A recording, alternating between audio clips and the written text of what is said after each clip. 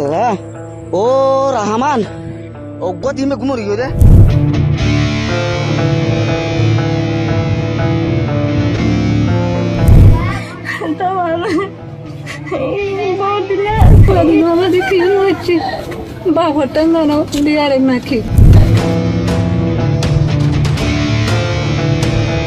NF কখনো সরকারের বিপক্ষে ছিল না। দেশের সরকার হিসেবে আমরা যতটুকু পারি সম্মান প্রদর্শন করে সমঝোতার পথ বেছে নিয়েছি।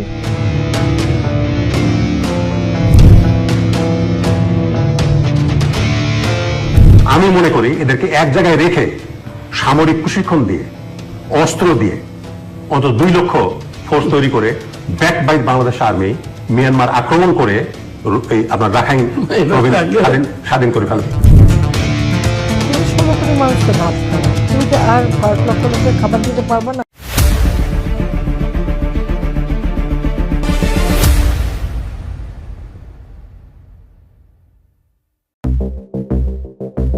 চরম এক স্পর্শকাতর সময়ের মধ্য দিয়ে যাচ্ছে বাংলাদেশের সাম্প্রতিক রাজনৈতিক ঘটনা প্রবাহ। একদিকে প্রশ্নাতীত স্বাধীনতার সমূহ সম্ভাবনা, অন্যদিকে মহা সংকট। সম্ভাবনা নাকি সংকট, কোন দিকে যাবে বাংলাদেশের ভবিষ্যৎ তা ঠিক করতে হলে প্রতিটি পদক্ষেপ হতে হবে নিখুঁত এবং দূরদৃষ্টি সম্পন্ন। তা না হলে অস্তিত্ব সংকটে পড়বে বাংলাদেশের সার্বভৌমত্ব। আমরা ভারতকে আমরা বলছি, আপনারা সতর্ক হন, আপনারা চিকেন নেকের কথা ভুলে যাবেন না, আপনারা চিকেন নেকের কথা ভুলে যাবেন না। আপনারা আমাদেরকে যেভাবে ট্রিটমেন্ট দিবেন ঠিক একইভাবে আপনারাও ট্রিটমেন্টের পাওয়ার জন্য প্রস্তুত হন।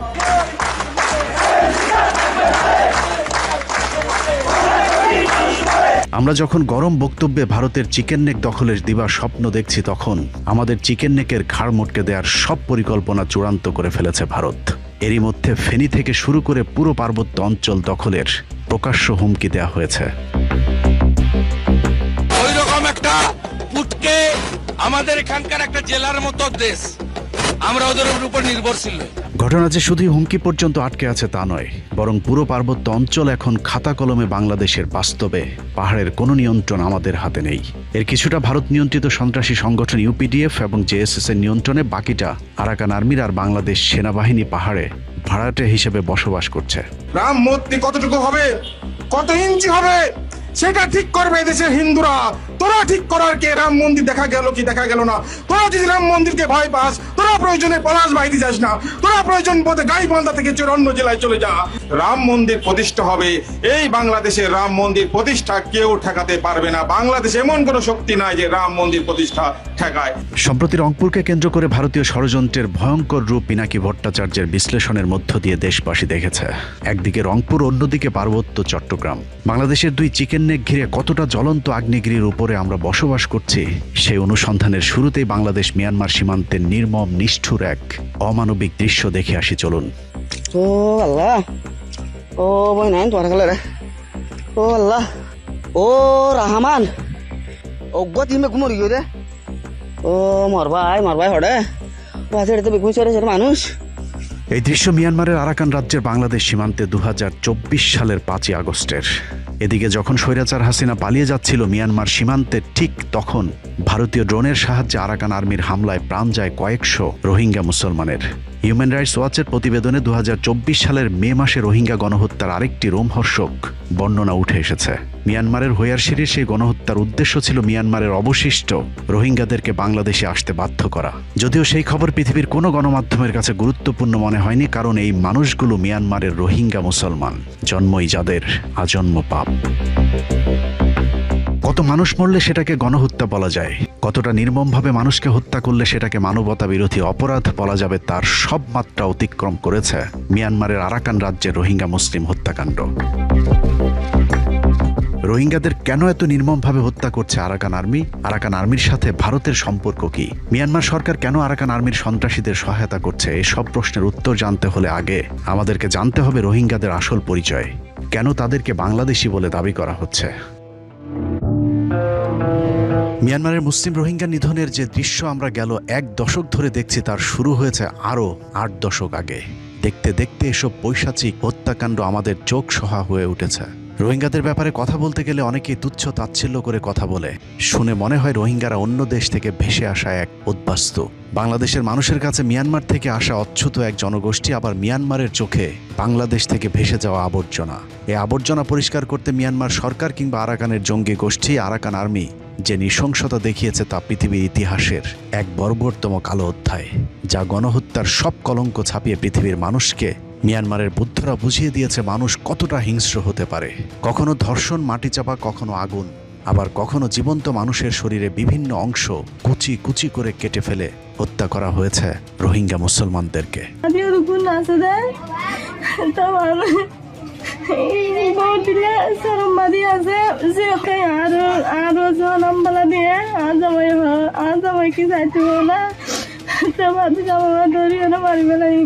মুখ বাগিয়ে মারি ফেলাই দে, মারি ভাত বলা আরে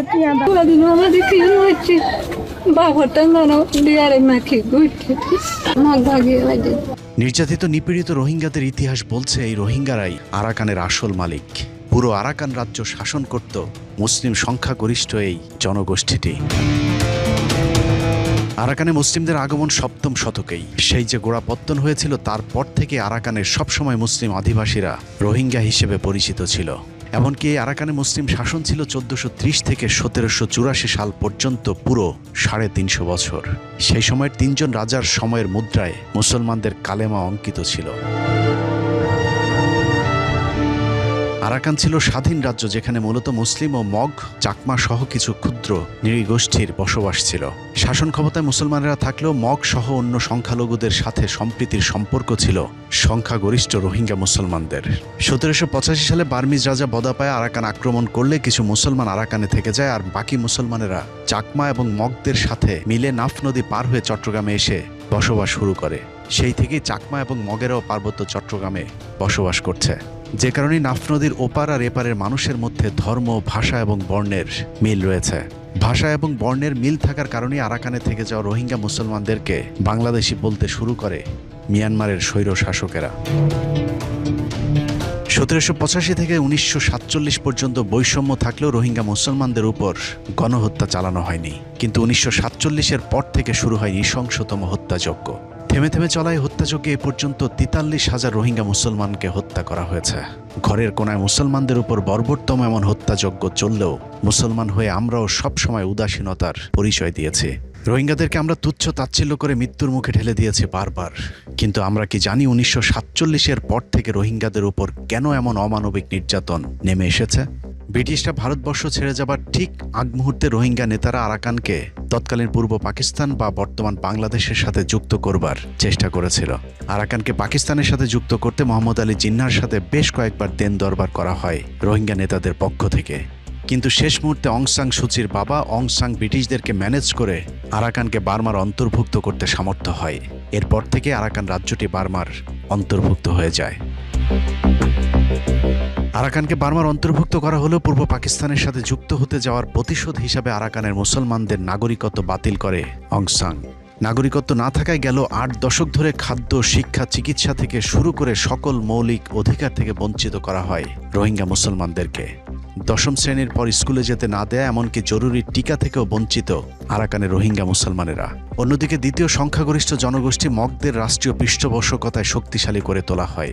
সংখ্যাগরিষ্ঠ মুসলমানেরা যেন বিদ্রোহ করতে না পারে সে কারণে মগদেরকে প্রশাসনিক এমনকি মিয়ানমারের নিরাপত্তা বাহিনীতে ব্যাপকভাবে পদায়ন শুরু করে মিয়ানমারের রাজ্য সরকার, যার মূল উদ্দেশ্যই ছিল রোহিঙ্গা মুসলমানদেরকে দমিয়ে রাখা। মগরা যতই শক্তিশালী হয়েছে ততই মুসলমানদের উপর নির্যাতন বাড়তে থেকেছে। যখন যার ইচ্ছে হয়েছে মুসলমানদের বাড়িঘরে লুটপাট, মুসলিম নারীদের ধর্ষণ কিংবা হত্যাকাণ্ড ঘটিয়েছে, যার জন্য কারো কাছে মগদের কোনো জবাবদিহিতা করতে হয়নি। আমরা কথায় কথায় মগের মূল্যক বলতে নৈরাজ্যের যে জনপদকে বুঝিয়ে থাকি, এটাই সেই মগের মূল্যক। দিন যত বেড়েছে মগের মূল্যকে মগেদের অত্যাচার ততই বাড়তে থেকেছে। রোহিঙ্গাদেরকে যেহেতু নাগরিকত্ব দেওয়া হয়নি, সে কারণেই মগেরা চিন্তা করলো মুসলমানদেরকে আরাকান থেকে বের করে দিতে পারলে পুরো ভূখণ্ড তাদের দখলে চলে যাবে। এই চিন্তা থেকে শুরু হয় মুসলিম জনগোষ্ঠীর উপর পৈশাচিক নির্যাতন। পৃথিবীর মানুষ যার চূড়ান্ত রূপ দেখেছে ২০০৯ থেকে ২০২৪ সাল পর্যন্ত। মানুষকে হত্যা, ধর্ষণ, নির্যাতনের ভয়ঙ্কর চিত্র মোবাইলে ধারণ করে তা ছড়িয়ে দেওয়া হতো সোশ্যাল মিডিয়াতে, যার মূল উদ্দেশ্য ছিল রোহিঙ্গাদের মাঝে আতঙ্ক সৃষ্টি করা। নৃশংস সেই হত্যাযজ্ঞের শিকার হয়ে জীবন বাঁচাতে রোহিঙ্গারা নাফ নদী পার হয়ে বাংলাদেশে পাড়ি জমায়। একে একে সেই সংখ্যা দাঁড়ায় 10 লাখে। 2009 সাল থেকে শুরু হওয়া বাস্তুচ্যুত রোহিঙ্গাদের সবশেষ দলটি বাংলাদেশ সীমান্তে এসেছিল 5ই আগস্ট, যাদেরকে সীমান্তের ওপারে নৃশংসভাবে ড্রোন হামলায় হত্যা করা হয়। 2009 কেন শুরু আর 2024 সালের 5ই আগস্ট কেন শেষ, সেই হিসেব মিলাতে পারলেই রোহিঙ্গা মুসলমানদেরকে হত্যার সাথে মিয়ানমারের সাথে আরও কারা জড়িত সেটার সঠিক সন্ধান পাওয়া যাবে। রোহিঙ্গাদের বাংলাদেশে পাঠানোর প্রথম পদক্ষেপ নেওয়া হয়েছিল 1978 সালে। শহীদ প্রেসিডেন্ট জিয়াউর রহমান প্রেসিডেন্ট থাকাকালীন হঠাৎ করেই মিয়ানমার সেনাবাহিনী আরাকানে একটি অপারেশন পরিচালনা করে, যার নাম দেওয়া হয় অপারেশন ড্রাগন। সেনাবাহিনী সেই অপারেশনে প্রায় 5 লাখেরও বেশি রোহিঙ্গা মুসলমান মিয়ানমার থেকে জীবন বাঁচাতে বাংলাদেশে চলে এসেছিল। প্রেসিডেন্ট জিয়াউর রহমান তাৎক্ষণিক মিয়ানমার প্রেসিডেন্টকে রোহিঙ্গাদের ফেরত নেওয়ার দাবি জানান। উত্তরে মিয়ানমার সরকার রোহিঙ্গাদের বাংলাদেশি নাগরিক দাবি করে তাদেরকে ফেরত নিতে অস্বীকৃতি জানালে জিয়াউর রহমান হুমকি দিয়ে মিয়ানমার সরকারকে বলেছিলেন অনতিবিলম্বে রোহিঙ্গাদের ফেরত না নিলে মিয়ানমার থেকে আসা সকল রোহিঙ্গা মুসলমানদেরকে প্রশিক্ষণ দিয়ে অস্ত্রসহ আবারও মিয়ানমারে পাঠানো হবে। তারপর তারাই সিদ্ধান্ত নেবে রোহিঙ্গারা আরাকানে থাকবে নাকি বাংলাদেশে।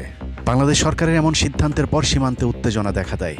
মিয়ানমার এবং বাংলাদেশ দুই পক্ষ থেকে সীমান্তে সেনা মোতায়েন করলে যুদ্ধের আশঙ্কা তৈরি হয়।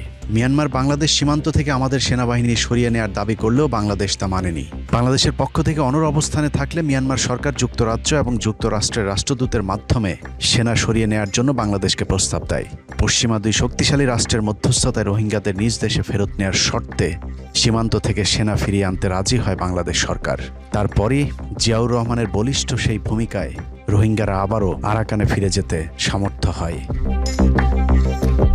1992 সালে রোহিঙ্গাদের আবারও বাংলাদেশে পাঠানোর লক্ষ্যে মিয়ানমার সেনাবাহিনী টেকনাফ বিডিআর ক্যাম্পে হামলা করে।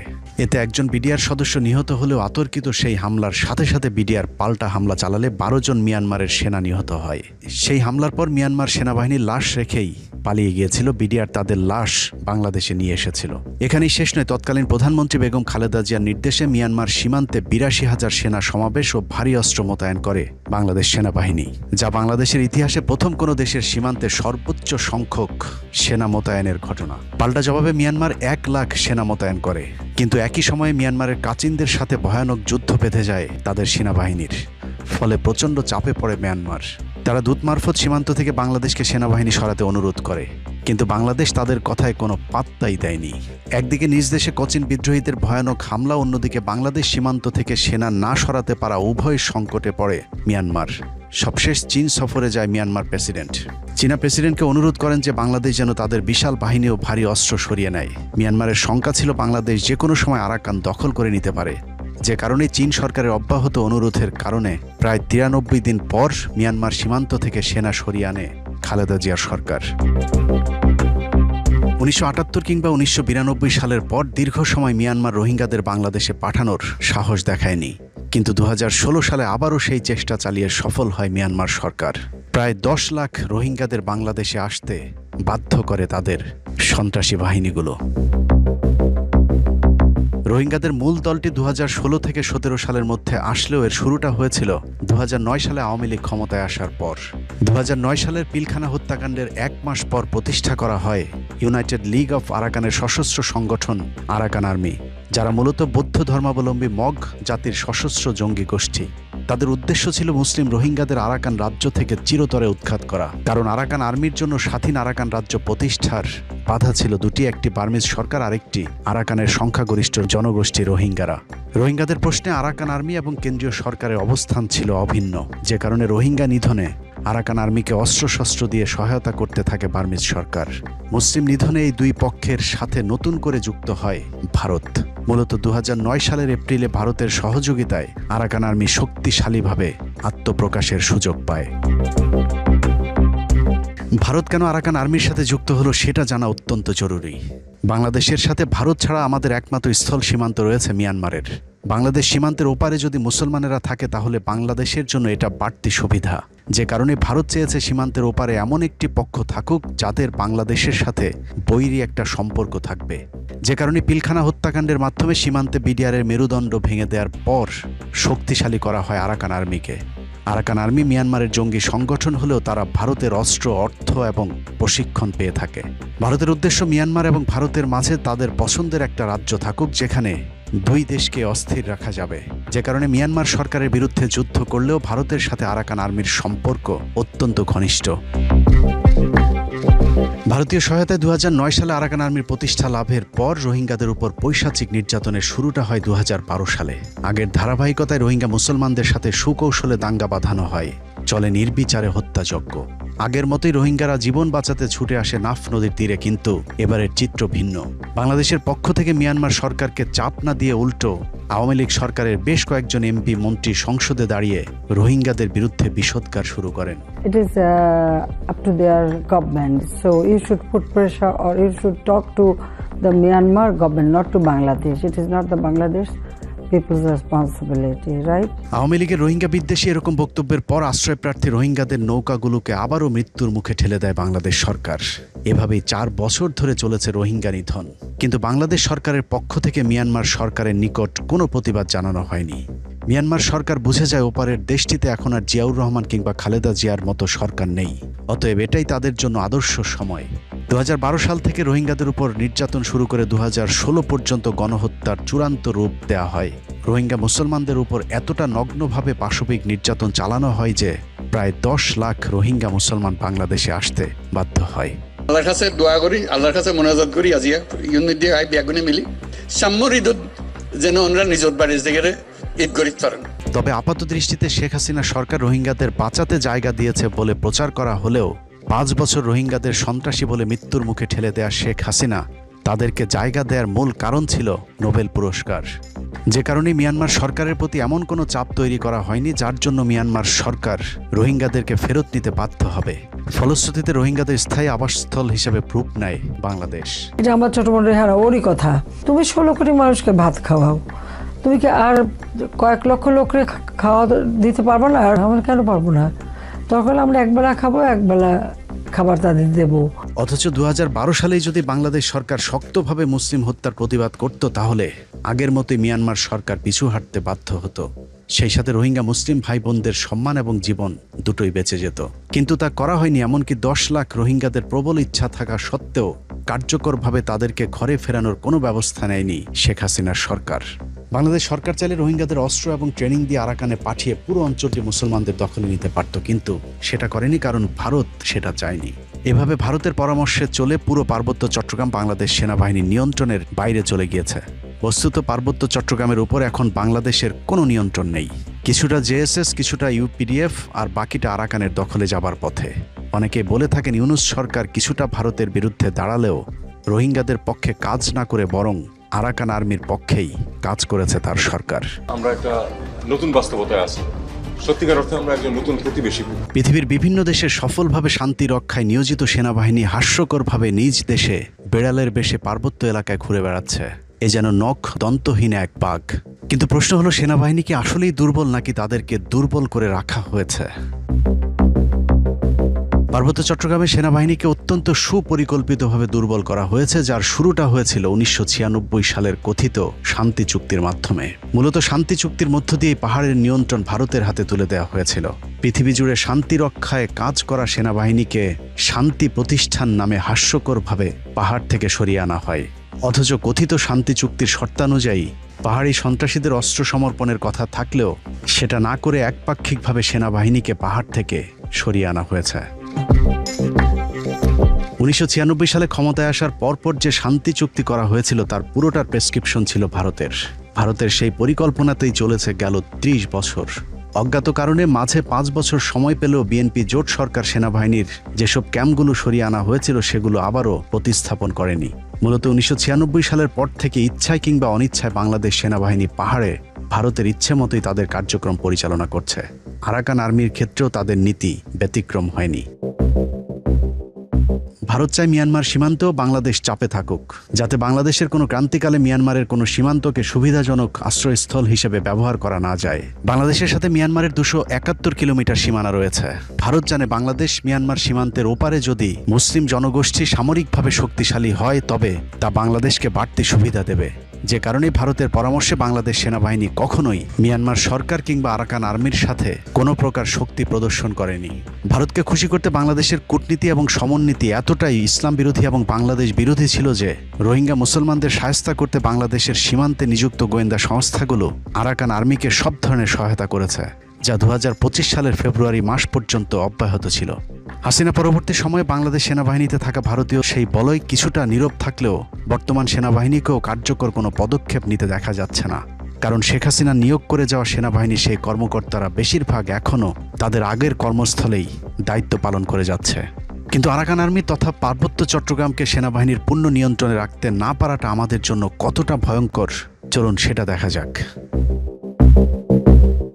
ভারত যেমন তাদের চিকেন নেক নিয়ে খুব দুশ্চিন্তায় থাকে, ঠিক একইভাবে বাংলাদেশেরও 2টি চিকেন নেক রয়েছে, যে ব্যাপারে আমরা অত্যন্ত বেখেয়াল, অথচ আমাদের এই চিকেন নেক কতটা ঝুঁকির মধ্যে রয়েছে তা নিয়ে আমাদের সরকারগুলোর কোনো পদক্ষেপ নেই। 2 चिकन स्नैक हैं, वो सब भारत से ही पूर्ण रूप से सराउंडेड हैं, और अगर हमने गर्दन मरोड़ दी तो बांग्लादेश बिखर जाएगा। एक तो ऐसा चिकन स्नैक है जो कि सिटिंग डक है, जो कि बस भारत जब चाहे तब उसको कैप्चर कर सकता है, वहां की डेमोग्राफी भी इसके फेवर में है। दूसरा जो सिटिंग डक उतना नहीं है, लेकिन वो बड़ा भारत के लिए एसेंशियल है। लेकिन अच्छी बात क्या है, वो 2 तरफ से भारत से ही घिरा है, तो भारत उसको भी जब चाहे कंट्रोल कर सकता है। আরাকান আর্মির মূল এজেন্ডা শুধু আরাকান নয়, মূল এজেন্ডা বাংলাদেশের বিশাল অংশকে যুক্ত করে গ্রেটার আরাকান প্রতিষ্ঠা করা, যা তারা এরই মধ্যে তাদের সংবিধানে সংযুক্ত করেছে। খুব সম্প্রতি আরাকান আর্মি সমর্থিত বৌদ্ধ ভিক্ষু ভেন ও কুন্ডালা আরাকান রাজ্যের একটি কল্পিত ম্যাপ তার ভেরিফাইড সোশ্যাল মিডিয়াতে শেয়ার করেছে,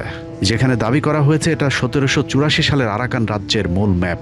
বর্তমান আরাকানের জেলা 18টি হলেও তাদের পরিকল্পিত নতুন ভূখণ্ডে জেলা 28টি। এখন প্রশ্ন হলো তাহলে বাকি 10টি জেলা কোথা থেকে এলো?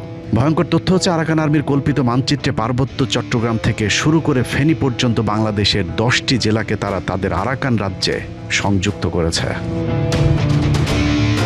আরাকান আর্মিপন্থী সন্ত্রাসী বৌদ্ধ ভিক্ষু ভারতীয় গণমাধ্যম তার ডিপ্লোম্যাটকে দেয়া আরাকান আর্মির চিফের একটি সাক্ষাৎকার শেয়ার করেছেন, যেখানে আরাকানকে খুব ক্ষুদ্র ভূমি উল্লেখ করে একে প্রসারণের দিকে ইঙ্গিত করেছে আরাকান সন্ত্রাসীদের এই প্রধান। আরাকানের কালাদান প্রজেক্টে ভারতের সাথে আরাকান আর্মির সম্পৃক্ততার বিষয়টিও আরাকান আর্মির চিফ এবং ভেনু কুন্ডালা নিজেই স্বীকার করেছেন। হাসিনা আমলে খুব গোপনীয়তার সাথে ফেনী সীমান্তে অখ্যাত একটি জায়গায় ছোট একটি ব্রিজ উদ্বোধন করতে দিল্লি থেকে উড়ে এসেছিল খোদ ভারতের প্রধানমন্ত্রী নরেন্দ্র মোদী। আপাত দৃষ্টিতে আমাদের কাছে ওই ব্রিজটি ছোট প্রকল্প মনে হলেও ভারতের জন্য এটা এক গুরুত্বপূর্ণ প্রকল্প, কারণ বাংলাদেশের এই চিকেন নেক আলাদা করতে আরাকান আর্মির ভারতীয় সেনাবাহিনীর সহায়তা প্রয়োজন। সে কারণে ভারত সরকার গুরুত্বপূর্ণ এই ব্রিজটি উদ্বোধন করতে তাদের প্রধানমন্ত্রীকে ডেকে আনে। একদিকে আরাকান আর্মিকে উস্কে দেওয়ার পাশাপাশি সুযোগ মতো বাংলাদেশের চিকেন নেক ব্লক করে ফেনী থেকে পুরো পার্বত্য এলাকা আলাদা করে দেওয়ার সব পরিকল্পনা চূড়ান্ত করে রেখেছিল ভারত সরকার। হাসিনার সহযোগিতায় ভারতের পরিকল্পনা কী ছিল এরই মধ্যে তা পরিষ্কার হয়ে উঠেছে। সম্প্রতি প্রকাশিত স্যাটেলাইট ছবিতে দেখা গেছে খাগড়াছড়ি থেকে মাত্র 24 মাইল এবং ফেনী থেকে মাত্র 96 মাইল দূরে মিজোরামের লেংপুই বিমানবন্দরকে ভারত এখন ফুল স্কেল এয়ারফোর্স বেজে আপগ্রেড করেছে। 26m×31m আকারের শেড এবং নতুন ট্যাক্সিওয়ে দেখে এটা স্পষ্ট যে ভারত সেখানে SU-30 সহ সকল আধুনিক যুদ্ধ বিমান পরিচালনার সর্বোচ্চ প্রস্তুতি নিচ্ছে। ওদিকে পশ্চিমবঙ্গের পানাগড় এয়ারফোর্স স্টেশনেও বড় ধরনের মেরামত ও পুনর্নির্মাণ শুরু করেছে ভারত সরকার। এখানেই শেষ নয়, সূত্র জানিয়েছে বাংলাদেশ থেকে আলাদা হয়ে একটি হিন্দু বৌদ্ধ রাষ্ট্র বানানোর জন্য রাজা বীর বাহাদুরের নেতৃত্বে পার্বত্য চট্টগ্রামের প্রায় 5000 পাহাড়ি সন্ত্রাসীরা আরাকান আর্মির সাথে যুক্ত হয়েছে, যাদের অনেকে প্রশাসনের সহযোগিতায় বাংলাদেশে আসা যাওয়া শুরু করেছে। এমনকি সম্প্রতি আওয়ামী মন্ত্রী বীর বাহাদুরকেও তার নিজ বাড়ির সামনে প্রকাশ্যে চলতে দেখা গেছে। এখানে আরাকান আর্মির কি ভূমিকা হবে? কারণ আরাকান আর্মিরও একটা ভূমিকা এখানে থাকবে, যেটা জানা যাচ্ছে, এবং যে পরিকল্পনা হচ্ছে তাতে মুজিব বাহিনীর পাশে থাকবে আরাকান আপনারা যদি বেশি বাড়াবাড়ি করেন, আমরা কিন্তু বিভিন্ন মানবতা, বিভিন্ন বিশ্বের দেশ থেকে সাহায্য চেয়ে আমরা বাংলাদেশ আর একটি প্রদেশ করব শুধুমাত্র সনাতনীদের জন্য। একদিকে ভারত আরাকান আর্মিকে পালছে, অন্যদিকে সন্তুল আর্মার ইউপিডিএফ জেএসএস-কে দিয়ে পাহাড়ি এলাকায় নিয়ন্ত্রণ রেখেছে। মূলত পাহাড়ে এখন কুকি চীন ছাড়া পাহাড়িদের সবকটি সশস্ত্র সংগঠন এখন ভারত নিয়ন্ত্রিত।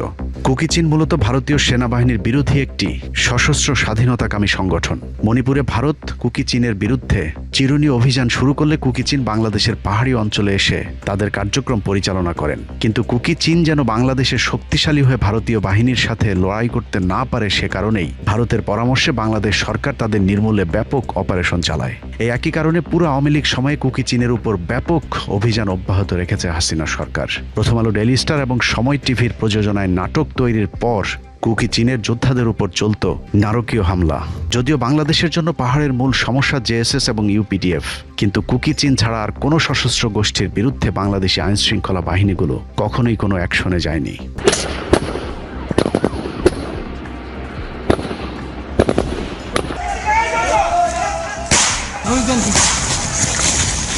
গেল কয়েক বছর ধরে প্রথম আলো, ডেইলি স্টার সহ দেশের মিডিয়া এবং সরকারি সংস্থাগুলোর একমাত্র টার্গেট ছিল কুকি চীন। এর কারণ বাংলাদেশকে বাঁচানো নয়, বরং ভারত বিরোধী এই সংগঠনটিকে ধ্বংস করে ভারতপন্থী বাহিনীগুলোকে পাহাড়ে একচ্ছত্র দখল নিয়ে দেয়া। কেএনএফ কখনো সরকারের বিপক্ষে ছিল না। দেশের সরকার হিসেবে আমরা যতটুকু পারি সম্মান প্রদর্শন করে সমঝোতার পথ বেছে নিয়েছি। এমনিতেই যৌথ বাহিনীর উপর কেএনএফের হামলা করার কোনো ইচ্ছা ছিল না। জেএসএস সন্ত্রাসীরা ইসলাম বিরোধিতা করে আসছে সেই শান্তি চুক্তির আগ থেকে। বাঙালি 1000 পরিবারের বেশি হত্যা করেছে। শুধু বাঙালি নয়, 3 পার্বত্য জেলায় বসবাসরত মারমা, বম, তঞ্চঙ্গা, পাংখুয়া, খিয়াং, মরো জাতির অনেক গুণীজনদের হত্যা করেছে। তার প্রমাণস্বরূপ ফেসবুকের বিভিন্ন টাইমলাইনে দেখতে পাবেন। জেএসএসের মূল দাবি ছিল পার্বত্য চট্টগ্রামের সামরিকায়ন এবং ইসলাম সম্প্রসারণ বন্ধ করা। কিন্তু জেএসএসদের তথ্য অনুযায়ী পার্বত্য চট্টগ্রামে কোনো জাতির উপর অভিযান চালানো কি সাংঘর্ষিক নয়? কুকি চীনের এই ভারত বিরোধী অবস্থানের কারণেই বাংলাদেশি অনেক নাগরিক কুকি চীনের সাথে যোগ দিয়েছিল।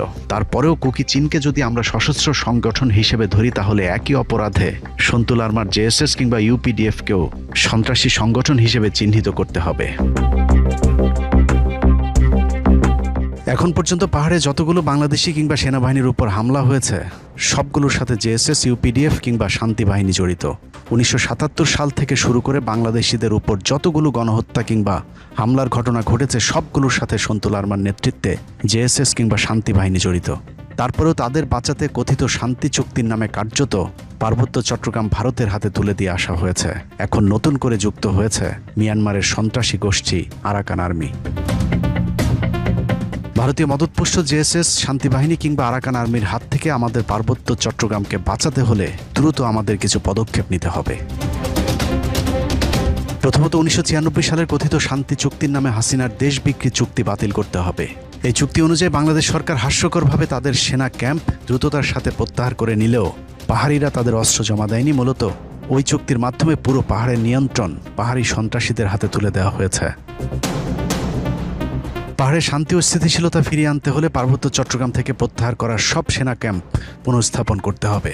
জিয়াউর রহমানের পরিকল্পনা অনুযায়ী পুনরায় বাংলাদেশিদেরকে পাহাড়ি এলাকায় পুনর্বাসিত করতে হবে এবং তাদের নিরাপত্তা নিশ্চিত করতে হবে। পার্বত্য চট্টগ্রাম নিয়ে প্রথম আলো এবং ডেইলি স্টারের ষড়যন্ত্র রুখতে হলে সবার আগে কথিত পাহাড়ি উপজাতি আদিবাসী নামকরণের নামে বাঙালিদের মাঝে বিভাজন বন্ধ করতে হবে। এদের সবার, এখানে কেউ আদিবাসী কিংবা প্রবাসী নেই, সবাই বাংলাদেশি, সবার অধিকার সমান। জিয়াউর রহমানের দেয়া বাংলাদেশি জাতীয়তাবাদ পরিচয় সবাইকে প্রতিষ্ঠিত করতে হবে। প্রথম আলো, ডেইলি স্টারের পাহাড় নিয়ে করা কোনো রিপোর্টের ঠিক 180 ডিগ্রি উল্টো সিদ্ধান্ত নিতে হবে। প্রথম আলো এবং ডেইলি স্টারের সংবাদ কতটা উদ্দেশ্য প্রণোদিত সেটার সবশেষ খাগড়াছড়ির কথিত ধর্ষণের গুজবেই প্রমাণিত হয়েছে। প্রথম আলো, ডেইলি স্টারে ঘন্টার পর ঘন্টা ধর্ষণের আপডেট দেওয়া হলেও মেডিকেল রিপোর্ট ধর্ষণের কোনো আলামত পাওয়া যায়নি, সেই খবর ছাপা হয়নি দুটি পত্রিকার কোনোটিতেই। উত্তর ও দক্ষিণ ফ্রন্ট থেকে হুমকি বিবেচনায় বাংলাদেশ সেনাবাহিনীকে এখনই পদক্ষেপ নিতে হবে। বিশেষ করে লালমনিরহাট, ঠাকুরগাঁও এবং বগুড়ার বিমানবন্দরগুলোকে আধুনিকায়ন করতে হবে। সম্ভাব্য ভারতীয় আগ্রাসন ঠেকাতে ফেনী, কুমিল্লা, শমশেরনগর এবং মৌলভীবাজারে স্থায়ী বিমান ঘাঁটি করতে হবে। এদিকে মিয়ানমার যদি আসলে শান্তিপূর্ণ সহাবস্থান চায় তাহলে রোহিঙ্গাদের সবাইকে একসাথে ফেরত নিতে হবে এবং তাদের নাগরিকত্ব পরিপূর্ণভাবে ফেরত দিতে হবে। তাদের নিরাপত্তার জন্য প্রাথমিকভাবে বাংলাদেশ, পাকিস্তান, তুরস্কের মতো মুসলিম দেশ অথবা জাতিসংঘের শান্তি বাহিনী মোতায়েনের অনুমতি দিতে হবে। বাংলাদেশের আরাকান নীতি মিয়ানমারের জান্তা সরকার কিংবা আরাকান আর্মি কারো পক্ষে না করে এই নীতি হবে শুধুই রোহিঙ্গা মুসলমানদের পক্ষে। মিয়ানমারের ফাঁদে পা দিয়ে মুসলমান রোহিঙ্গাদেরকে মৃত্যুর মুখে ঠেলে দেওয়া হয় তাহলে আবারও কিছুদিন পরে আগের মতো সময় সুযোগ বুঝে তারা গণহত্যার পথ বেছে নেবে। মিয়ানমার যদি দাবি মানতে রাজি না হয় তাহলে রোহিঙ্গাদের প্রতিরোধ যোদ্ধা হিসাবে গড়ে তুলে তাদেরকে আরাকানে ফেরত পাঠানোর প্রস্তুতি নিতে হবে। তাদেরকে প্রতিরক্ষার জন্য বাংলাদেশ সরকার সব ধরনের সহায়তা দেওয়া প্রয়োজন। এমনকি বাংলাদেশের অনেক নাগরিকও তাদের সাথে লড়াই করতে প্রস্তুত আছে। আরাকানে যেহেতু মিয়ানমার সরকারের কোনো নিয়ন্ত্রণ নেই, সে কারণে আরাকানে রোহিঙ্গাদের ফেরত পাঠানো খুবই সহজ। আরাকান শুধু রোহিঙ্গাদের জন্য নয়, আমাদের জন্যও অত্যন্ত গুরুত্বপূর্ণ। বাংলাদেশের সাথে থাকা 271 কিলোমিটারের বিশাল সীমান্ত রোহিঙ্গাদের মতো মুসলিম ভাতৃপ্রতিম একটি জাতিগোষ্ঠীর নিয়ন্ত্রণে থাকা বাংলাদেশের নিরাপত্তার জন্যও বাড়তি সুবিধা দেবে। আমি মনে করি এদেরকে এক জায়গায় রেখে সামরিক প্রশিক্ষণ দিয়ে, অস্ত্র দিয়ে অন্তত 2 লক্ষ ফোর্স তৈরি করে back by Bangladesh army Myanmar আক্রমণ করে এই আপনার রাখাইন স্বাধীন করে ফেলবে। কারণ আমরা তো ওখানে মুসলমানদেরকে মানে যেটা ধর্মের কথা বলি, এখন আমি ধর্মে আসি, আপনি বাদ দেন হিউম্যানিটেরিয়ানের কথা, মানুষ আসছে না কে আসছে, আপনি ধর্মে আসেন যে মুসলমান হিসেবে আমরা এই রোহিঙ্গাদের এই দুঃখ দুর্দশা 78 থেকে আমরা দেখে আসতেছি। 50 সাল থেকে শুরু হয়েছে এটা, তখন থেকে এটা চলে আসতেছে। কতদিন চলবে এটা? It has to end somehow. হওয়া উচিত। আমি মনে করি বাংলাদেশ গেইন যথেষ্ট মিলিটারি পাওয়ার অর্জন করেছে Bangladesh, 43rd economy of the world. তো আমরা এদেরকে এইভাবে মরতে দিতে পারি না। এটা এই মিয়ানমার আর্মি ফাজলামি করবে আর আমরা সেটা দেখে থাকবো, এটা হতে পারে না। উই মাস্ট ট্রেন রোহিঙ্গাস, 2 লক্ষ ফোর্স তৈরি করে back by Bangladesh army, we must liberate Rakhine province. Arakan আর্মির মূল উৎস বাংলাদেশে ইয়াবা পাচার। তাদেরকে আর্থিকভাবে দুর্বল করতে হলে বাংলাদেশ সীমান্তে ইয়াবা পাচার শূন্যের কোঠায় নামিয়ে আনতে হবে। এর জন্য ইয়াবা supply line Bandarban, 0 point, Palongkhali, Thengkhali সীমান্তে সর্বোচ্চ সতর্ক অবস্থায় থাকতে হবে।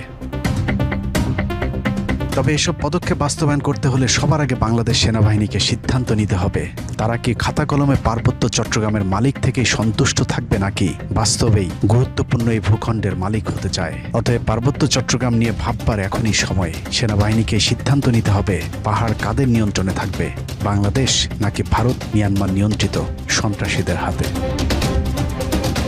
সিদ্ধান্ত আপনাদের। আল্লাহ হাফেজ।